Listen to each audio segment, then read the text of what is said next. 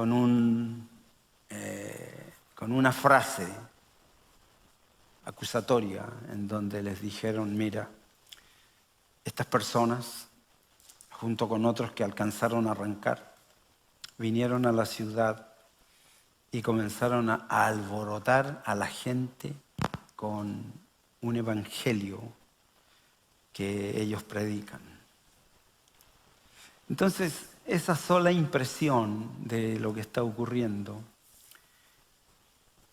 a nosotros cuando leemos que fue enviado Timoteo a ver lo que ocurrió, de hecho, aprendemos algo que es bien bueno. Es bueno que no a todos les gusta. No a todos les gusta. La gran mayoría de la gente se siente intimidada cuando uno lo confronta. Pero Timoteo los confrontó, los analizó, los escudriñó. Y eso nos entrega ya una enseñanza que debemos de aceptar. Es bueno que en la iglesia también nosotros podamos ser evaluados.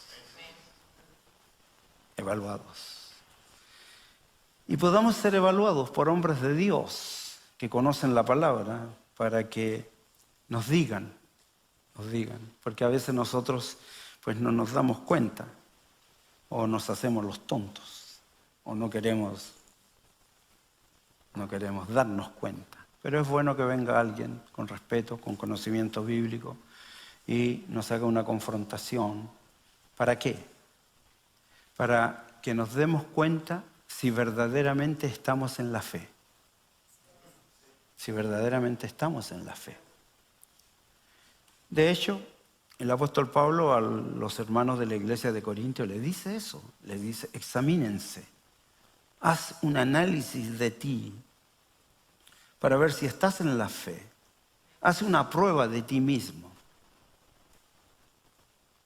Como te digo, la gran mayoría de las personas cuando son confrontados respecto a algo que uno está viendo y que quiere que no ocurra, entonces lo evalúa y le da a entender que hay cosas que está haciendo mal, que no son correlativas o condescendientes con lo que enseña la palabra del Señor. Déjame decirte algo que te va a dar esperanza.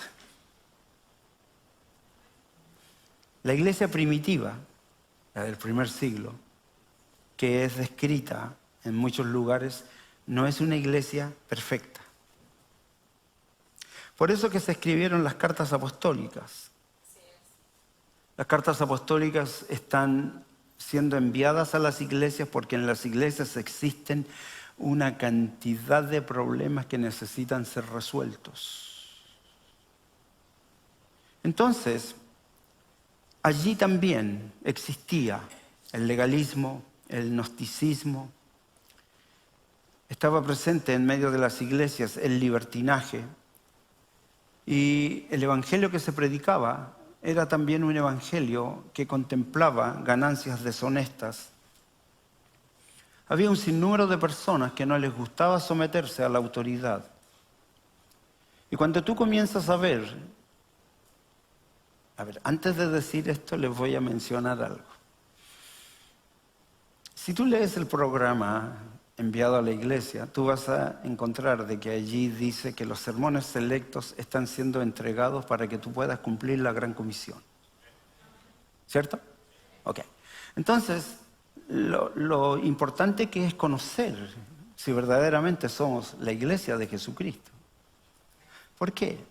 Porque nos estamos formando debido a que allí afuera, en cierta medida también, dentro, existen problemas, pero mayormente vas a encontrar allí, en ese mundo que está atrapado por el maligno, vas a encontrar humanismo, vas a encontrar que la cientología está presente en distintos lugares, sobre todo ahora. Hay un sinnúmero de filosofías que se practican en la vida de las comunidades que son inmorales. Y hay una religión que lleva el estandarte, como es el catolicismo. Además, está decirte algo que tú sabes, más de 50.000 religiones deambulan por el mundo, muchas de ellas usando pues, la misma Biblia, interpretándola de manera correcta. Ahí están. Deambulan por todos los espacios públicos, están insertos en los espacios privados, incluso dentro de las iglesias, una gran mayoría de los asistentes están cometiendo algo que es grave, lo cual es que no leen la Biblia. Eso es grave. Pues no quiero ni preguntar si leíste la carta del apóstol Pablo a los de Tesalónica.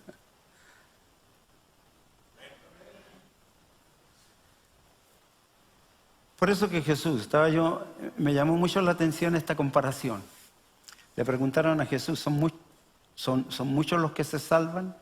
Y él responde y dice, no dice, mira, dentro de las iglesias el 50% va al cielo y el otro 50% va al infierno. No, él dice, son muchos los que van camino al infierno. Entonces cuando uno escucha la palabra muchos, puede ser el 99%. Y solamente un pequeño segmento van camino al cielo. Entonces, no es una afirmación acusatoria, ni tampoco que quiere crear en el ambiente un malestar, sino más bien la palabra del Señor es motivadora, nos motiva. Pablo el apóstol tenía un gran deseo aquí en la carta a los tesalónicos. Él quería saber, porque estaba pensando en la congregación que él había dejado años atrás. Entonces Timoteo estuvo con los hermanos cantando, orando. Seguramente llegó temprano. ¿Qué día tienen culto? Me preguntó. Dijo, sí, nos juntamos el día jueves. ¿A qué hora se juntan? Pues entramos a las 6:15 de la tarde. Y estaba Timoteo ahí ya, esperando en la puerta. Y entonces se dio cuenta de algo que es extraordinario. Se dio cuenta que los hermanos de la iglesia de Tesalónica llegaban todos a la hora. Mira qué curioso.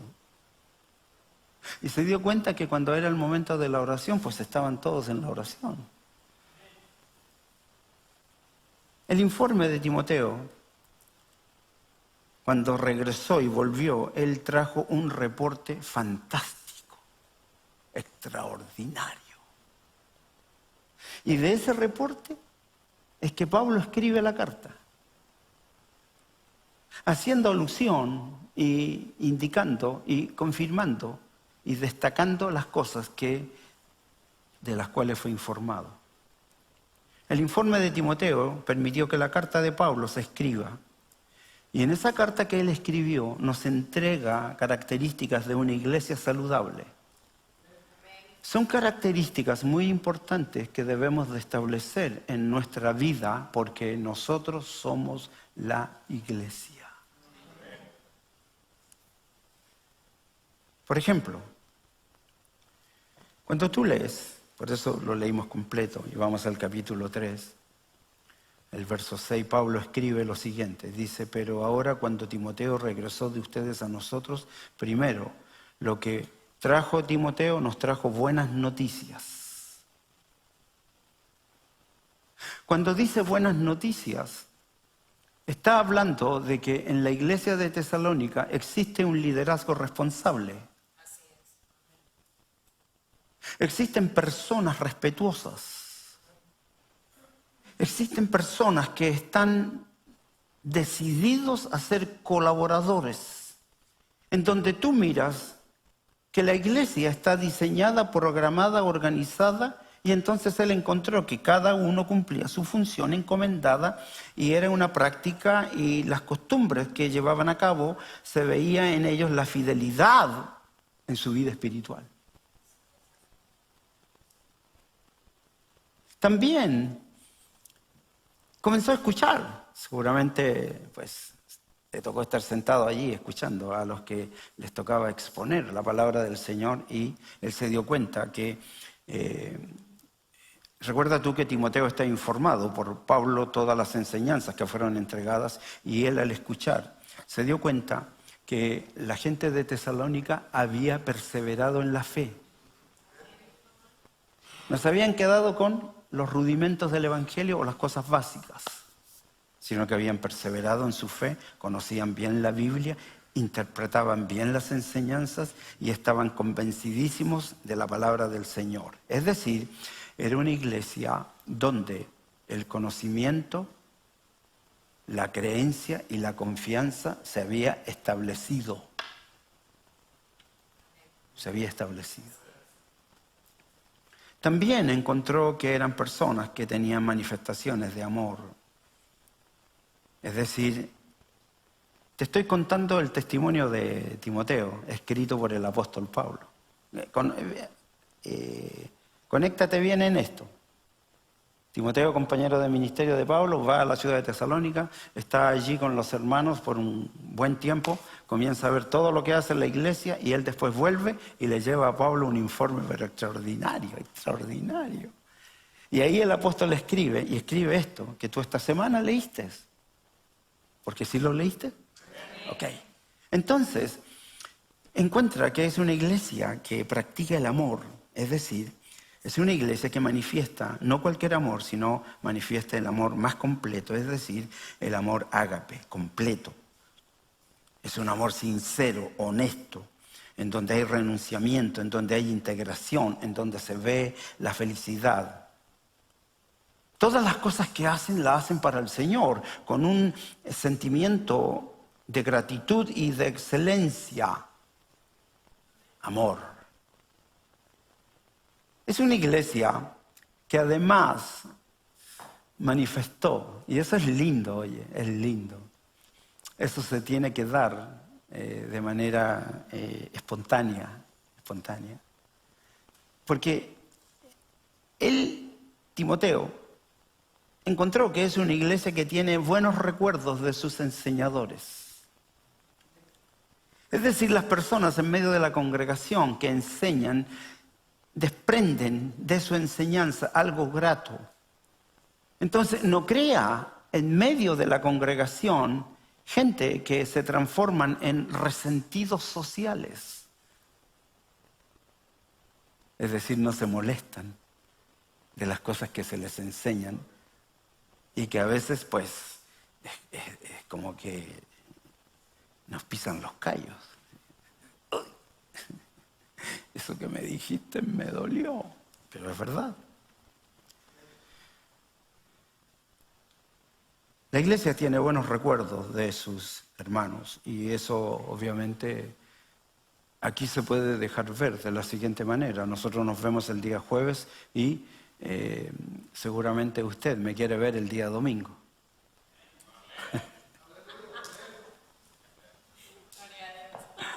¿Cierto? ¿O no?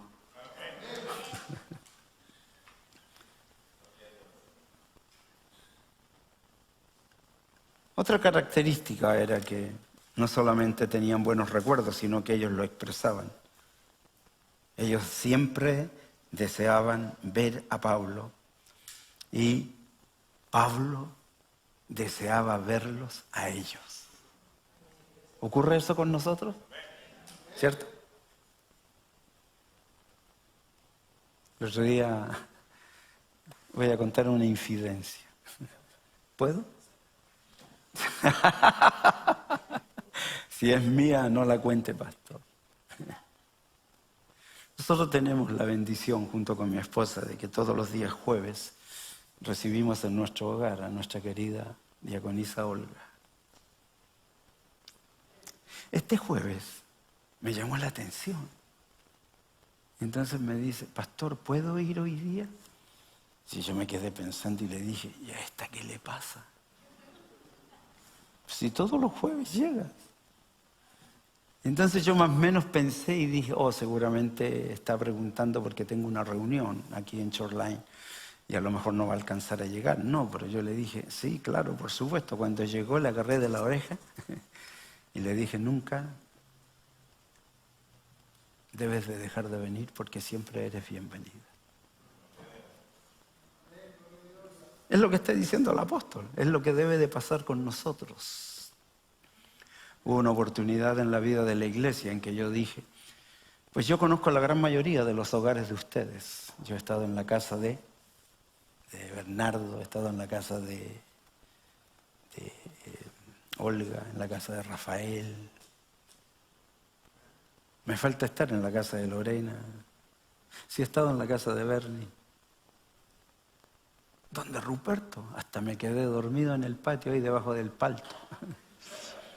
Pero eso es lindo, es lo que está diciendo. Esa es la vida de la iglesia, es lo que debemos de promover.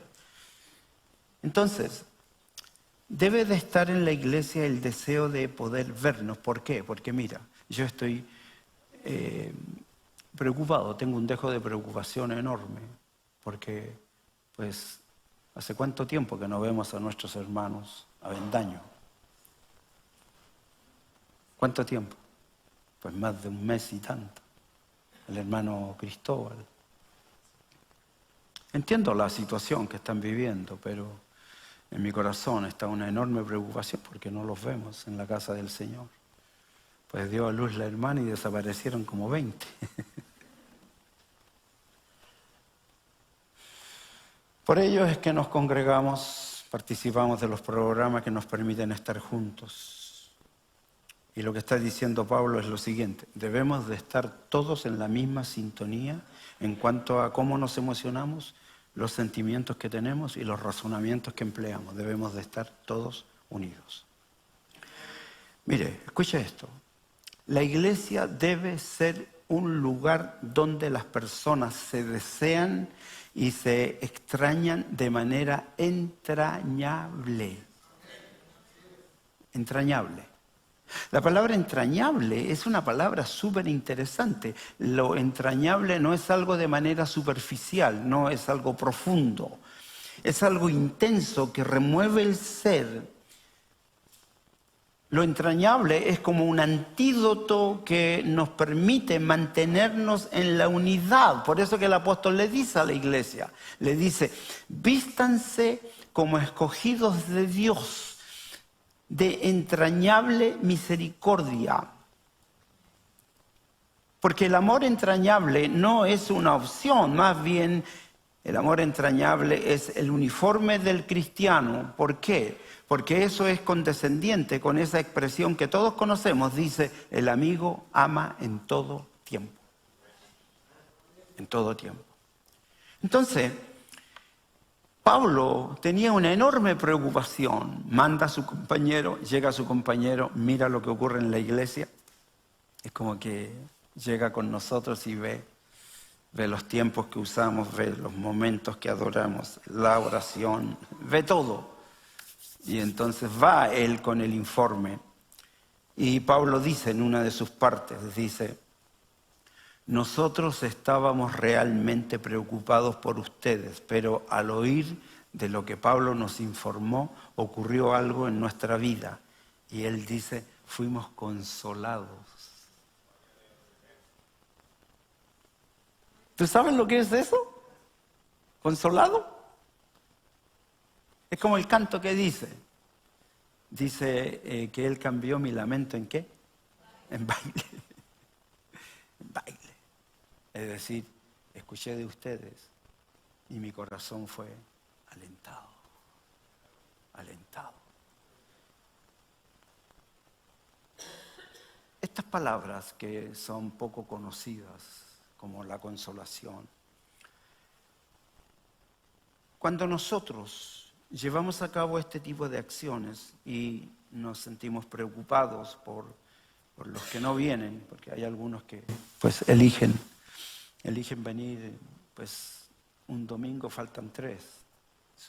Me preocupa eso. Y eso tiene que cambiar. Así lo dice el apóstol. Porque necesitamos ser consolados y la consolación es que se deben de producir los cambios que son necesarios para hacer una iglesia en donde la alegría, el contentamiento, el disfrute de la vida y las relaciones interpersonales sean hermosas, abundantes, permanentes.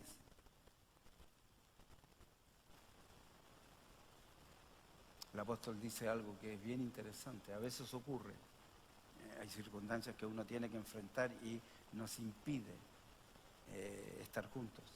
De hecho, el apóstol escribe allí y dice, mira, he deseado tantas veces ir a estar con ustedes, adorando al Señor, alabando allí, enseñándoles más cosas, pero he sido estorbado por el enemigo.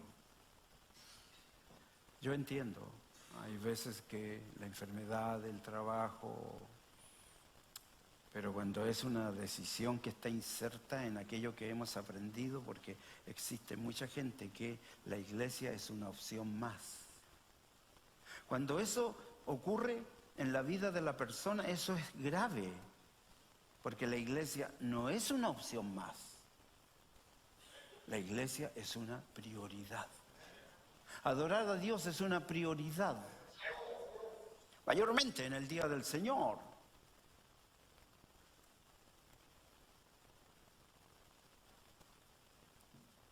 Esto que acabamos de escuchar es algo tan simple, pero son características muy significativas que deben de estar dentro de las iglesias y deben de ser desarrolladas por cada persona. Cuando nosotros, de manera voluntaria, sin el ánimo de querer, pues indisponernos o estar en contra de alguien, hacemos una evaluación comparativa con otras iglesias. Yo conozco muchas iglesias. El otro día me dio entre vergüenza, risa y preocupación. Le dije, ¿cómo esta gente practica la vida de iglesia de esta manera? Porque cuando hacemos una evaluación comparativa con otras iglesias que existen, nos damos cuenta que así como Tesalónica, que fue enseñada en la sana doctrina, nosotros también, cuando somos evaluados por Timoteo, compañero de ministerio de Pablo, que informó como testigo ocular que Tesalónica es un lugar donde existe una buena iglesia, este logro de ser una buena iglesia es ¿por qué? Porque la fe, la esperanza y el amor están bien entendidos. Porque hay una práctica que tiene relación con la sana doctrina. Y las personas, que tú me conoces a mí, yo lo dije hace muchos años atrás, eliminé del 31 de diciembre, comienzos de enero, eliminé que se hagan nuevos compromisos. Que veníamos haciendo y de pronto pues me cae el 20 y dije, no, pues nuevamente vamos a hacer el compromiso de volver a orar. Si la vida de oración tiene que estar establecida en la vida de uno.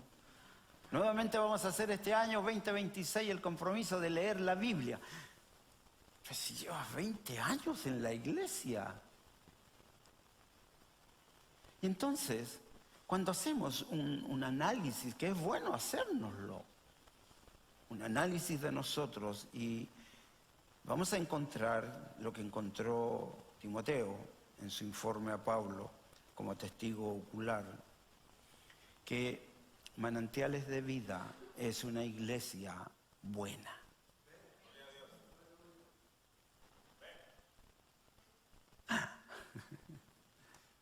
Manantiales de Vida es una iglesia buena.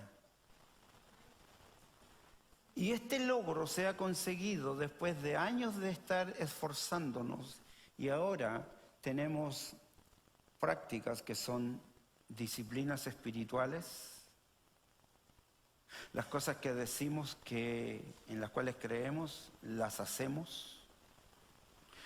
Y en sí nosotros como individuos somos personas que vivimos una vida de integridad.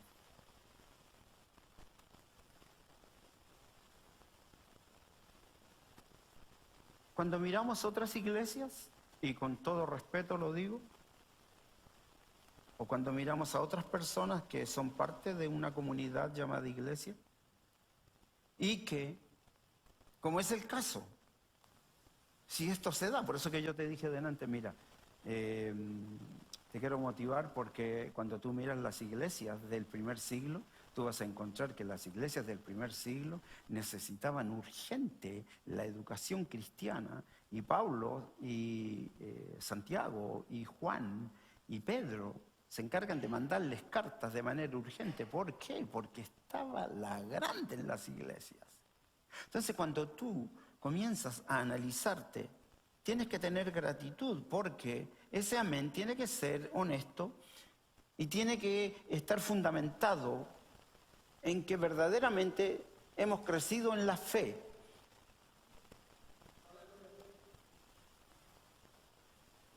Hemos entendido y estamos practicando el vivir en la voluntad de Dios.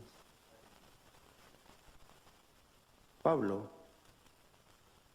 al mirar nosotros por la palabra, otras iglesias, otras personas, incluso han tenido buenos predicadores, en el caso del primer siglo, las iglesias tuvieron los mismos predicadores, los mismos fundadores de iglesia.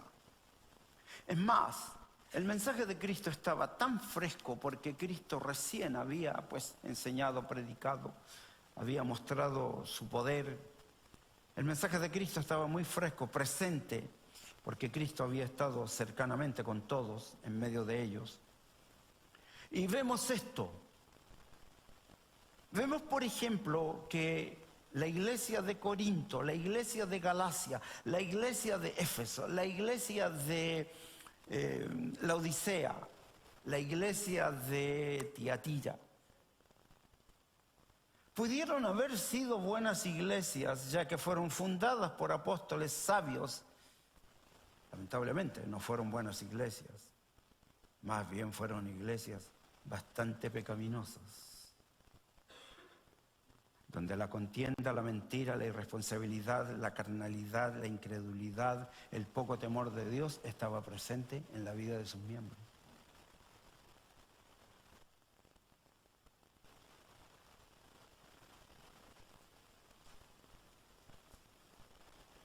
Por eso que yo quería que leas la carta del apóstol Pablo a los tesalonicenses. Porque cuando llegas al final del capítulo 5, tú vas a ver allí cosas que son extraordinarias y la expresión que debe surgir es gloria a Dios por Tesalónica. Cuando tú miras nuestra realidad y cuando tú ves que verdaderamente ocurre lo que el amén trae consigo, entonces tú dices, gloria a Dios, porque Manantiales de Vida marca la diferencia en medio de tantas iglesias.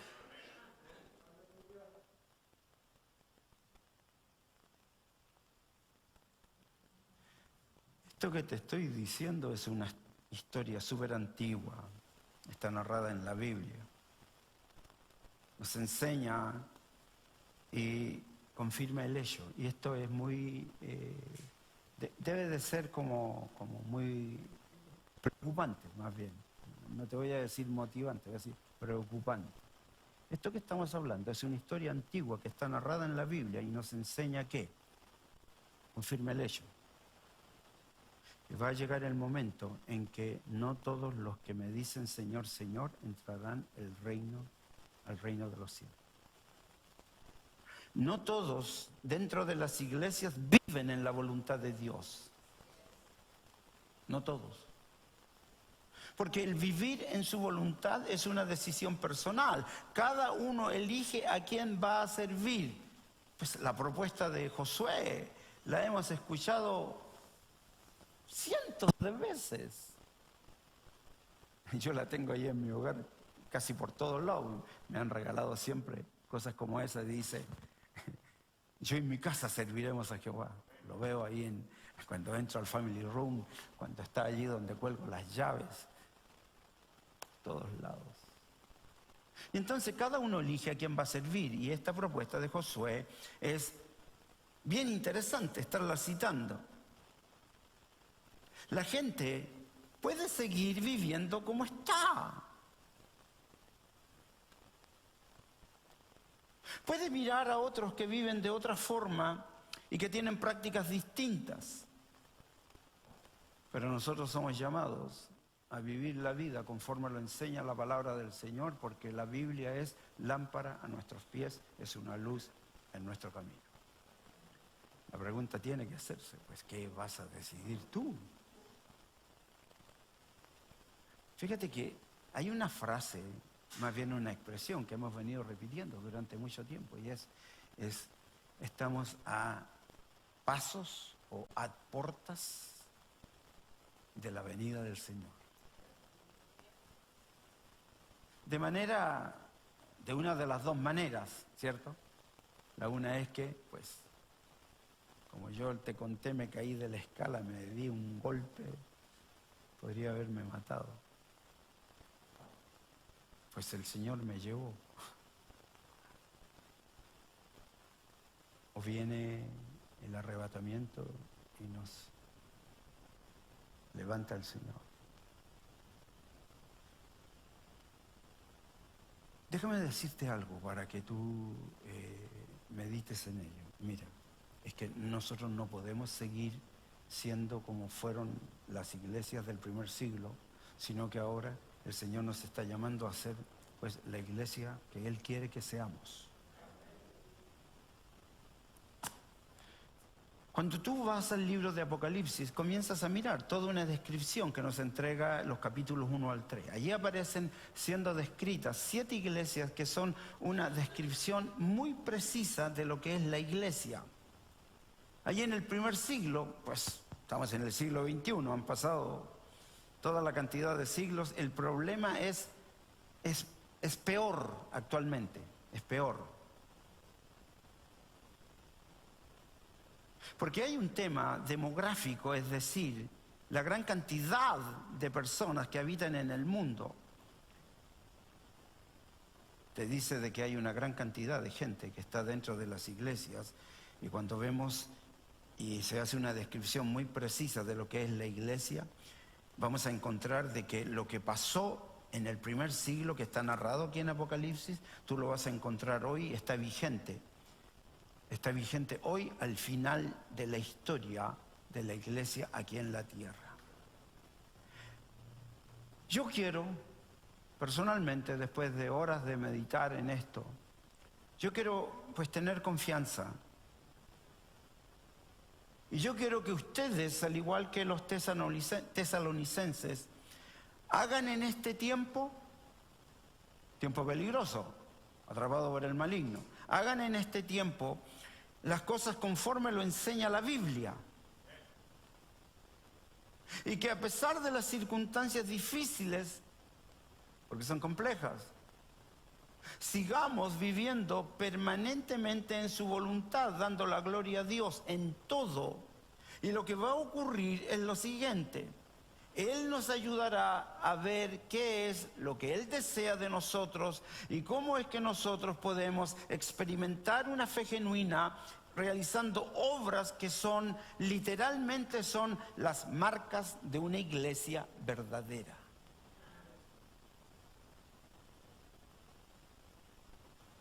Las personas, dice, hablando Timoteo, las personas deben de hablar bien de la iglesia.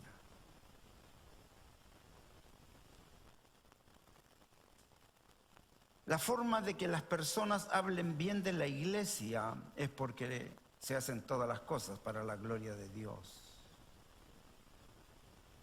La iglesia debe de tener como característica el tema de la fe que se ha venido solicitando formarla abundantemente por medio de la perseverancia en la doctrina. Porque esa es la única forma en que se produce una fe verdadera, lo cual es vivo seguro y vivo convencido. Es decir, en medio de la iglesia, las personas deben de conocer, creer y confiar, y deben de manifestar su fe de manera bíblica. La iglesia debe ser un lugar donde el amor se manifiesta de manera completa. Mira, cuando está el amor ágape, ocurre algo que es bien interesante, bien interesante. En algún momento lo entendieron a la inversa.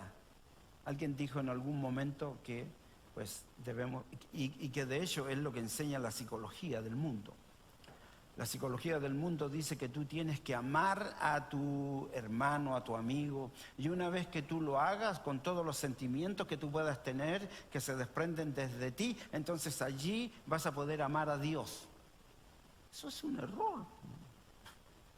Eso es mentira. De ahí viene la expresión, pues primero tienes que conocerte tú mismo para que puedas, pues, amar a los demás. No, pues, una de las cosas de las cuales debo cuidarme es de mi propio corazón. ¿Cierto? Y entonces, esto es interesante que tú lo entiendas, que es una característica que estaba en la iglesia de los tesalónicos.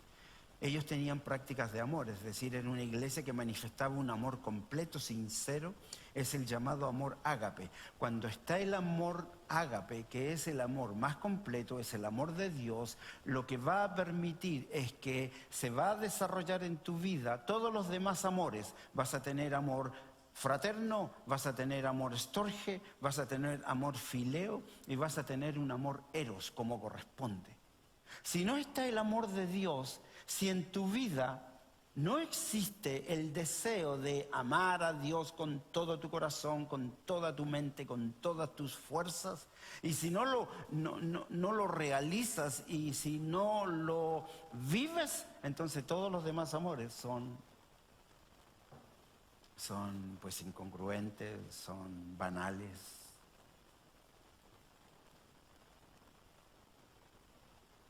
Cuando la fe y el amor están presentes, como estaban en la iglesia de los tesalónicos, somos recordados, tenemos buen testimonio. Las personas que nos visitan tienen buenos recuerdos de nosotros. Por eso que quieren volver para estar con nosotros. ¿Por qué? ¿Sabes por qué? Porque fuimos amables.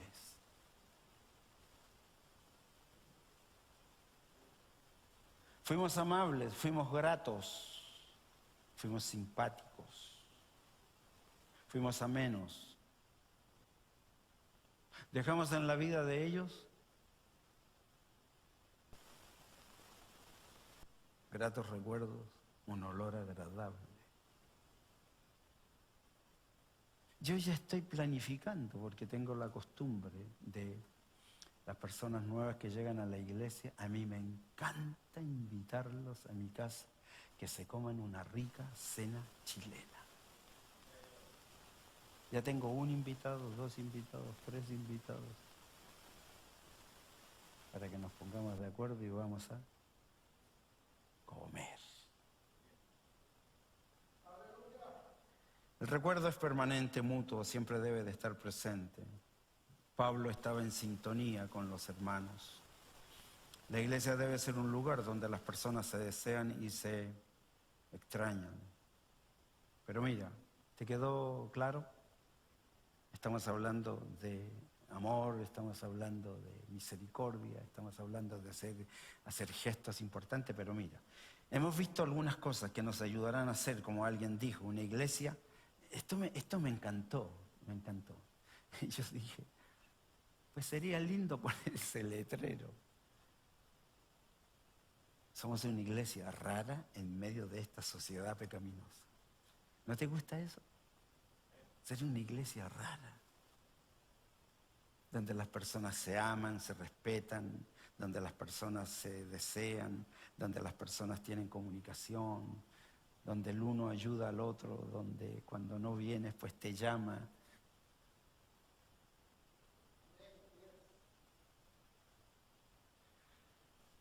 Quiero hablarte al final de esto. La gente comenzó a mirar la iglesia en el primer siglo. ¿Y tú sabes cuál fue la expresión de la iglesia, de la gente cuando comenzó a mirar la iglesia en el primer siglo? La expresión de la gente fue esta, dice, mirad cómo se aman.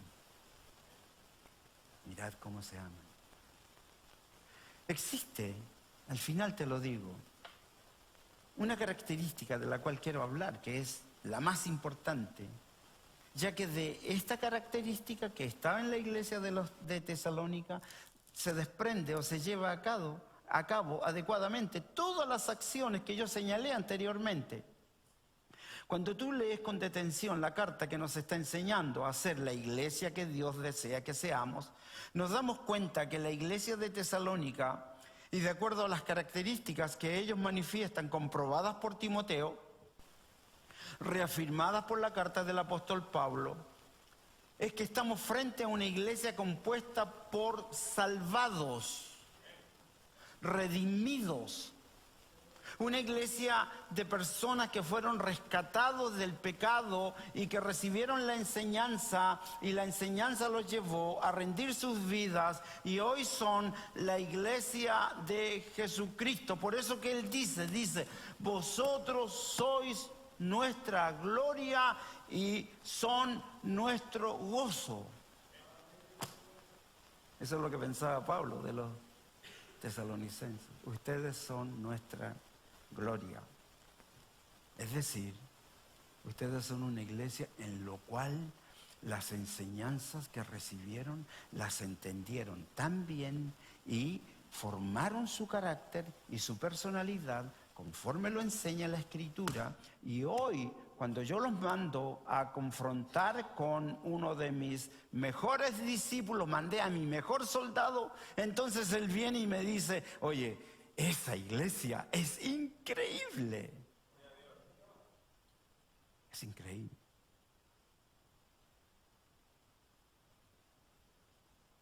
No hay chismosos. No hay ladrones. No hay hipócritas.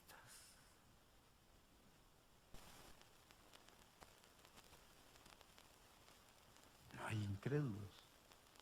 Menos cobardes. Es una iglesia extraordinaria. Por eso que le cambiaron el nombre. Es la iglesia rara.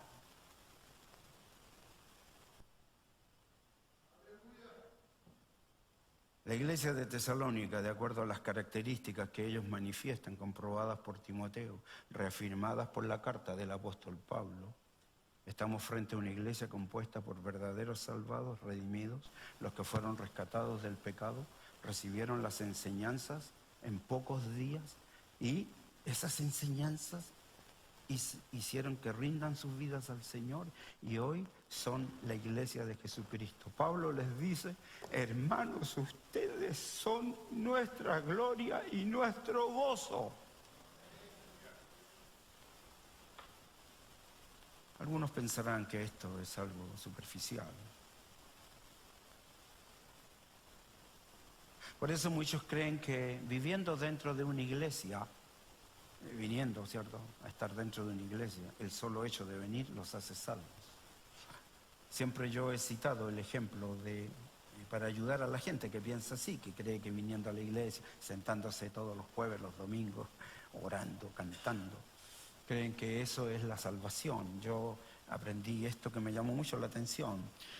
Si alguien piensa así, que cree que viniendo o viviendo dentro de una iglesia lo hace salvo, lo mismo podría hacer. Métase en el garage y estará un mes allí y al final saldrá haciendo un auto. Eso es inconcebible.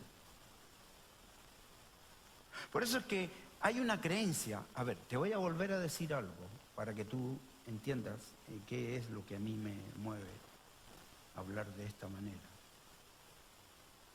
Este año es el año del evangelismo. ¿Cierto? Ok. Hemos estado trabajando en cómo fórmulas que debemos de entender adecuadamente. Yo estoy con unas personas vía internet y estoy llevándolos a través de este proceso para que ellos sean. El muchacho que es el esposo de esta persona lleva 25 años en el Evangelio. Hoy le dije, perdón, el sábado en la mañana cuando estuve con ellos, después de escuchar todo su reconocimiento de las prácticas que ha venido desarrollando durante tantos años, incluido pues 19 años de matrimonio, pues nunca has vivido en el matrimonio, ni siquiera eres salvo, has vivido toda la vida ministrando la alabanza porque es un líder de alabanza, ni siquiera eres honesto con las cosas que tú dices. Y aunque tú no estás de acuerdo con lo que tu familia te enseñó, donde tienes padres que fueron alcohólicos, que te maltrataron, pues tú, ¿qué diferencia hay en lo que tú estás haciendo con tus 2 hijitos que tienen una enfermedad de autismo? Y tú los rechazas, tú los maltratas, y tú maltratas a tu esposa, y después te subes aquí a cantar la alabanza, diciéndole a los hermanos que adoremos todos al Señor. Eres un mentiroso, eres un hipócrita. Y vamos a comenzar este proceso. Y ahí aparece la figurita esa que te la debes de aprender. En una hojita blanca haces un circulito, le dices: aquí estás tú, todo lo que me contaste es el mundo en el que viviste, y ahora tu decisión es ¿para dónde quieres ir? ¿Quieres ir al cielo o quieres ir al lago de fuego? No, pastor, quiero ir al cielo. Pues vamos a comenzar nuevamente tu proceso de enseñarte lo que es la salvación. Son muchos los que creen que la salvación es estar asistiendo a un templo, orar frecuentemente, hacer sacrificios. Hay algunos que compran la salvación por medio de dar su dinero. Yo quiero recordarte que esto no es nuevo. Mira, si esto está en la Escritura. Por eso que la frase más repetitiva durante toda mi vida ministerial, de hecho tengo unos amigos que me regalaron un libro que escribió el pastor de aquí, de la Calvary Chapel, falleció. ¿Cómo era que se llama? El pastor Chuck. Bueno, escribió un libro extraordinario sobre la Biblia. Durante años les he dicho, lean su Biblia. Porque allí vas a encontrar enseñanzas que te van a hacer reflexionar que esto no es nuevo en la vida de las iglesias. Esto se ha masificado, por lo tanto, cuando yo voy a la palabra del Señor y encuentro estas enseñanzas, pues yo no tengo que desestimarlas sin necesidad que me tengan que estar diciendo: oye, esta semana tenemos que leer la carta del apóstol Pablo. Porque uno dice que obedece, que tiene el Espíritu de Dios, y el Espíritu de Dios me está llevando a toda verdad y a toda justicia. Entonces yo obedezco de manera inmediata y completa. ¿Por qué? Porque esto es algo que está en la Escritura y está en un nivel alto. Un hombre llamado Nicodemo confirma plenamente lo que te estoy diciendo. Él era el maestro de todos los líderes de Israel. Pero ¿sabes qué? No sabía nada de la salvación. Como tantos, no saben nada de la salvación. Él creía que era salvo. Él no sabía que nacer de nuevo es la obra de Dios.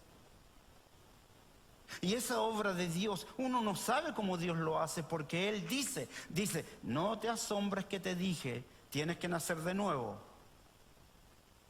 El viento sopla por donde quiere, tú oyes su sonido, pero no sabes de dónde viene ni a dónde va. Así es todo aquel que es nacido del Espíritu. Nicodemo le pregunta y le dice: oye, ¿cómo puede ser esto? Y Jesús le responde, le dice: tú eres maestro de Israel y no puedes entender estas cosas.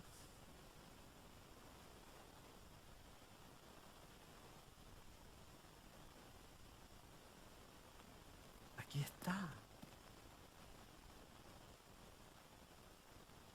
Como Nicodemo hay tantas iglesias. Te vuelvo a repetir, estamos preparándonos para hacer un evangelismo conforme al propósito de Dios. Por eso que yo te informo, hay muchas iglesias en la actualidad que no conocen el significado de la salvación. Jesús fue pero extremadamente pedagógico cuando Él enseña en el Sermón del Monte, y nosotros lo hemos tomado y lo hemos estudiado y hemos aprendido el proceso que comienza desde el momento en que yo hago un reconocimiento, como este muchacho el día sábado reconoció toda su experiencia de vida. Y cuando yo le dije: pero no me has dicho esto, yo te voy a llevar y solamente tú confirma lo que te voy a decir. Tú no eres un salvado. Sí, pastor, yo no soy salvado. ¿Por qué? Porque un salvado no maltrata a la mujer. Un salvado no deja de congregarse.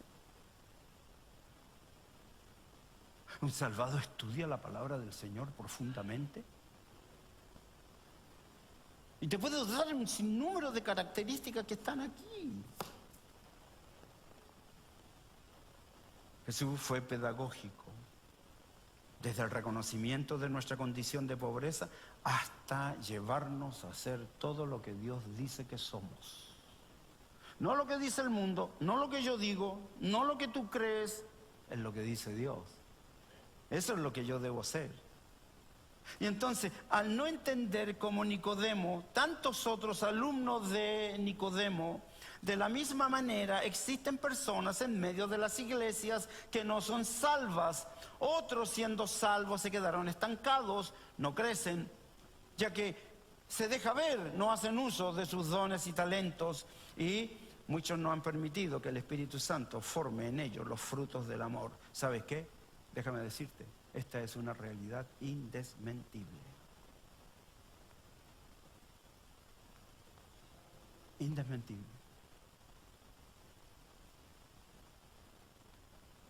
Yo me siento en mi oficina a recordar.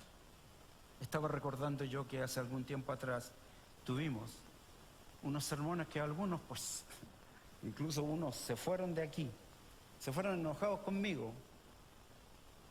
Se fueron enojados y me dijeron, ¿cómo se le ocurre a usted, pastor, decir que debemos de entregar a la gente a Satanás? Y dije, pero si eso es lo que dice la Biblia.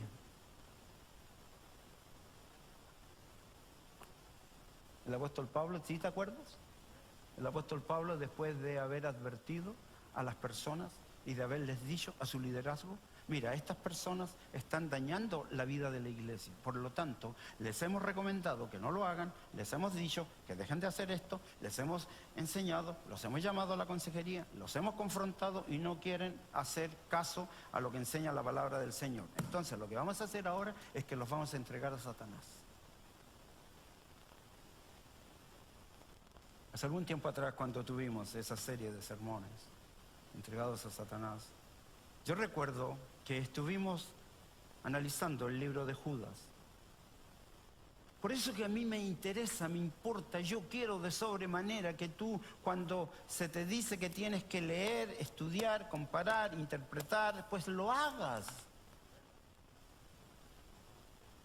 Y entonces nosotros estudiamos y nos dimos cuenta y nos ayudó de manera significativa a darnos cuenta de los apóstatas en medio de las iglesias, y hemos descubierto en nuestro análisis de ese libro de Judas una realidad interesantísima, y es esto, es que el libro fue puesto justo antes de Apocalipsis para darnos advertencias de lo que va a ocurrir en la vida de las iglesias en este ambiente en donde se ponen fuera del propósito de Dios, se transforman en iglesias conforme al gusto del cliente. Por eso que cuando entramos al estudio, que lo hicimos también de conocer las iglesias del Apocalipsis, nosotros vamos cargados con un montón de información de lo que Judas nos habló.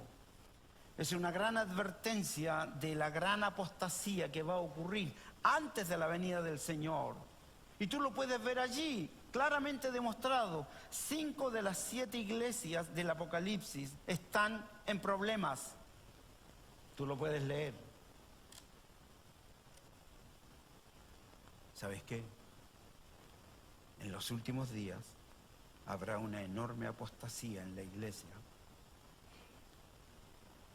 que va a motivar a las personas a abandonar la fe verdadera. Esto lo vemos en nuestro alrededor. Mira estadísticas, te las puedo decir. Miles de iglesias se cierran, miles de pastores renuncian, millones de personas asisten a iglesias que debieran de cambiar sus letreros allí en su entrada. No deben de decir iglesias cristianas, más bien debieran de decir, aquí hay un centro de diversión donde se promueve, se acepta el pecado.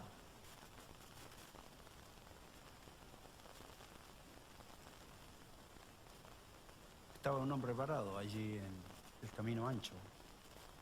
Le decía a la gente, este camino también lleva al cielo. Vengan con nosotros. Déjame decirte al final, el Señor, su Espíritu Santo, nos están enseñando a tiempo para que ninguno de nosotros caiga en la apostasía. Para que ninguno de nosotros sea arrastrado por falsos maestros. Para que ninguno de nosotros tenga actitudes y cometamos acciones que van en contra de la palabra. Sino que más bien seamos una iglesia que vive por principios bíblicos, con prácticas y costumbres que son manifestaciones de una verdadera salvación. Que nos mantengamos firmes en la fe una vez dada a los santos.